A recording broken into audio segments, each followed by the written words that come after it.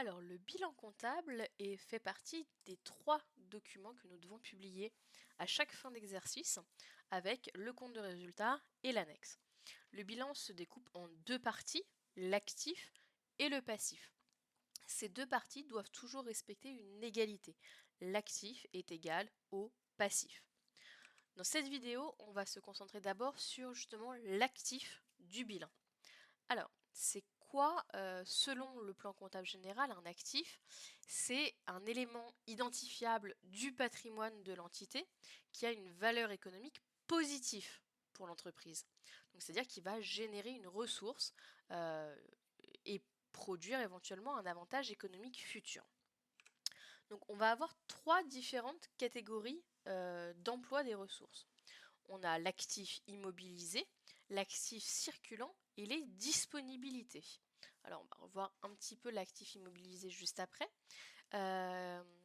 Mais pour l'actif circulant, vous voyez qu'on va avoir dedans notamment les stocks et les encours, donc tout ce qu'on a pu stocker en attendant de l'utiliser dans un processus de production futur. Tout ce qui va être avance et acompte aussi versé sur des commandes. Les créances, donc notamment si un client ne nous a pas encore payé, ce qui arrive souvent dans des activités dites B2B, donc d'entreprise à entreprise. On peut accorder des délais de règlement à ses clients. On peut avoir aussi des valeurs mobilières de placement. Donc ce sont des titres qui sont en général acquis dans une optique très court terme. Donc l'idée c'est vraiment de venir placer un excédent de trésorerie pour une courte période. Et puis on va trouver donc les disponibilités, donc qui va être l'ensemble de l'argent qu'on va avoir, soit dans sa caisse, soit sur un compte bancaire, si celui-ci est positif, évidemment. Ça se présente donc sous cette forme-là. Vous voyez qu'il y a 3 colonnes. Je vais revenir un tout petit peu dessus après. On va maintenant voir plutôt l'actif immobilisé. Donc qu'est-ce qu'on appelle une immobilisation? C'est simple, il y a 3 caractéristiques qui vont faire qu'on va savoir si on a une immobilisation ou si on a une charge. Il faut tout d'abord une valeur supérieure à 500 euros, on parle hors taxe ici. Il faut que ce bien ait une durée de vie supérieure à un exercice ou à un an et qu'il procure un avantage économique futur, en tout cas qu'il nous permette de faire quelque chose à l'avenir. Lorsqu'on est face à un tel matériel, une telle dépense, donc on va avoir ce qu'on appelle une immobilisation. L'immobilisation, on va venir donc l'inscrire ici dans le brut pour la valeur d'achat. Évidemment, si je vais prendre un exemple très simple, si j'achète un véhicule de fonction, je l'achète 20 000 euros, l'an prochain, il ne vaudra plus ce montant-là. Pourquoi? Parce qu'il y aura une utilisation et une usure naturelle de cette immobilisation-là. Pour pouvoir venir indiquer le montant actuel de la valeur de cette immobilisation, il va falloir pratiquer ce qu'on appelle un amortissement. Dès l'achat de l'immobilisation, il va y avoir un tableau d'amortissement qui va être établi, où on va dire, par exemple, ce bien-là, il va perdre 10% de sa valeur tous les ans, jusqu'à arriver à zéro évidemment. Chaque année, on viendra donc augmenter progressivement l'amortissement du bien.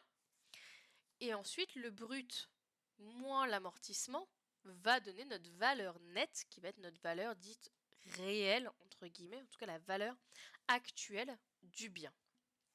Donc ce qu'il faut en fait essayer de retenir ici, c'est que plus notre net est très faible, plus ça veut dire que nos immobilisations ont été fortement amorties, donc a priori sont potentiellement vieilles. Donc, ce qui peut donner un signal aussi sur le fait qu'il va falloir anticiper un renouvellement de nos immobilisations. En tout cas, l'augmentation de l'amortissement chaque année est quelque chose d'assez normal. Ça peut aussi, du coup, une augmentation du brut peut indiquer qu'il y a eu un nouvel achat. Comme une diminution, une disparition du brut, la seule solution, c'est pas que notre immobilisation vieillit, c'est qu'on l'a cédé, qu'on l'a mis au rebut peut-être, enfin en tout cas quand on est séparé. Donc voilà un petit peu sur les immobilisations. Donc vous voyez maintenant qu'il y a aussi dans cette même colonne des dépréciations sur l'actif circulant cette fois-ci. Effectivement, on parle d'amortissement pour l'actif immobilisé et on va parler de dépréciation pour l'actif circulant. Donc on peut avoir une dépréciation sur nos stocks, sur nos créances clients, mais aussi sur nos valeurs mobilières de placement. L'idée, c'est vraiment toujours de respecter l'idée du coût historique. On a un brut qui ne change pas, on a acheté ceci à un prix qui est fixe, on n'a pas le droit de le modifier, mais tout en respectant des comptes sincères et fidèles. Par exemple, si j'ai un client qui me doit 30 000 euros, mais que son entreprise, elle est actuellement en redressement judiciaire, il y a une forte probabilité pour que je ne récupère pas l'intégralité de l'argent qu'il me doit. Je vais donc passer une dépréciation sur cette créance client, ça va devenir un client dit douteux. Ce qu'il faut comprendre, c'est qu'une dépréciation, c'est un potentiel risque de perte d'argent pour notre entreprise. Donc plus ces dépréciations sont élevées, moins c'est bon pour nous. Et voilà pour le bilan actif. Nous passerons dans une autre vidéo au passif.